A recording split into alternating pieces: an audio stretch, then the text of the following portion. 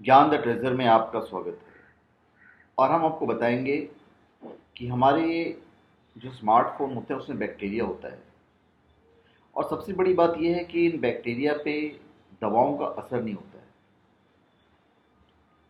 ये चौंका देने वाले परिणाम सरकारी संस्थान राष्ट्रीय कोशिका विज्ञान केंद्र के वैज्ञानिकों ने निकाले हैं। ये वैज्ञानिक मोबाइल फोनों की स्क्रीन पर सूक्ष्म जीवों की 3 नई प्रजातियों की पहचान करने में कामयाब रहे हैं। जैव प्रौद्योगिकी विभाग द्वारा वित्त पोषित इस प्रयोगशाला ने ऐसे 2 बैक्टीरिया और फंगस की पहचान की है जिनका जिक्र वैज्ञानिक साहित्य में पहले कभी नहीं किया गया था। 10-12 प्रकार के पाए जाते हैं फफूंद और बैक्टीरिया।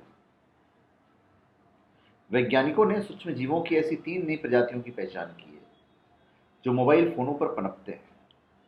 हर जगह पाए जाने वाले मोबाइल फोन कितने सर्वव्यापी हैं। पश्चिम देशों की खबरों की माने तो मोबाइल फोन अक्सर शौचालय की सीट से भी ज्यादा गंदे होते हैं। कुछ स्मार्टफोनों पर तो ऐसे बैक्टीरिया पाए जाते हैं जिन पर दवाओं का असर भी नहीं होता है। 2015 में यूनिवर्सिटी ऑफ साउदर्न कैलिफोर्निया में मॉलिक्यूलर माइक्रोबायोलॉजी और इम्यूनोलॉजी डिपार्टमेंट के सहायक एक प्रोफेसर थे, विलियम डिपाउलो। उन्होंने पूरा शोध किया था। तो उन्होंने शोध में बताया कि शौचालय की सीट पर 3 प्रकार के बैक्टीरिया पाए जाते हैं, लेकिन मोबाइल फोन पर औसतन 10 से 12 विभिन्न प्रकार के फफूंद और बैक्टीरिया पाए जाते हैं। चूंकि मोबाइल फोन रसोई से लेकर सार्वजनिक परिवहन तक लगभग हर तरह के वातावरण में जाते हैं, तो ऐसे में फोन पर आए पसीने और मैल में सूक्ष्मजीव अच्छी तरह पनप जाते हैं।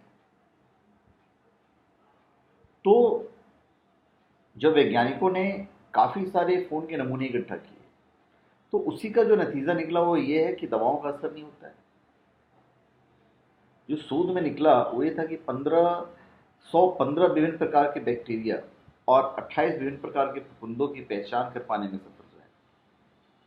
इस कार्य से जुड़े हुए जो लोग थे उनके हिसाब से सूक्ष्मजीव इंसानों के मददगार हैं और आमतौर पर हमारे शरीर पर पनपते हैं।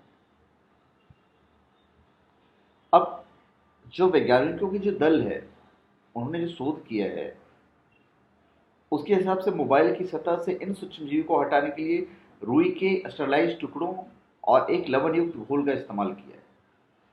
तो इन सूक्ष्मजीवों को 30 डिग्री सेंटीग्रेड पर मानकीकृत माध्यम से पनपाया गया था। लेकिन 6 सदस्यों वाले एक दल ने सबसे ज्यादा प्रभावित सूक्ष्मजीवों की 3 नई प्रजातियों को देखकर हुआ, जिनमें से 2 बैक्टीरिया का नाम लाइसिन बैसिलस टेलीफोनिक्स और माइक्रोबैक्टीरियम टेलीफोनिक्स और फफूंद की नई प्रजाति का नाम पायरेनोगाइटा टेलीफोनी रखा गया है।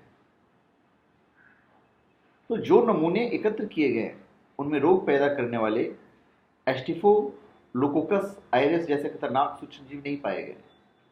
फिर भी उन्होंने यही कहा है कि स्वास्थ्य कर्मियों द्वारा इस्तेमाल किए जाने वाले स्मार्टफोन के नमूने सक्रिय तौर पर नहीं लिए जिन पर आमतौर पर ये सूक्ष्मजीव रहते हैं।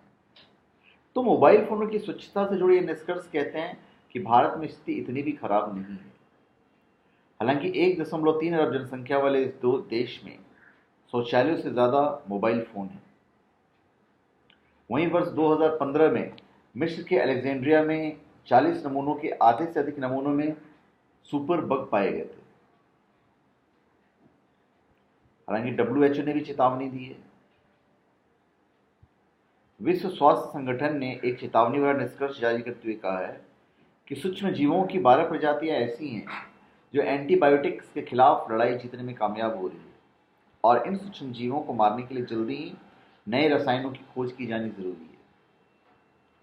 मोबाइल फोन को स्वच्छ रखने का सबसे आसान तरीका है कि इन्हें शौचालय न ले जाया जाए और समय समय पर साबुन के पानी में एक कपड़े को हल्का सा भिगोकर इसे साफ कर लिया जाए।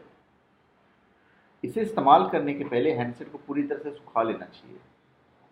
ऐसा कहा जाता है कि मोबाइल की सफाई के लिए व्यावसायिक द्रव्यों और सैनिटाइजरों का इस्तेमाल नहीं करना चाहिए और मोबाइल साफ करने से पहले उसे ऑफ कर देना चाहिए। तो धन्यवाद। आप हमारे चैनल पे सब्सक्राइब करें और अपने कमेंट दीजिए। धन्यवाद।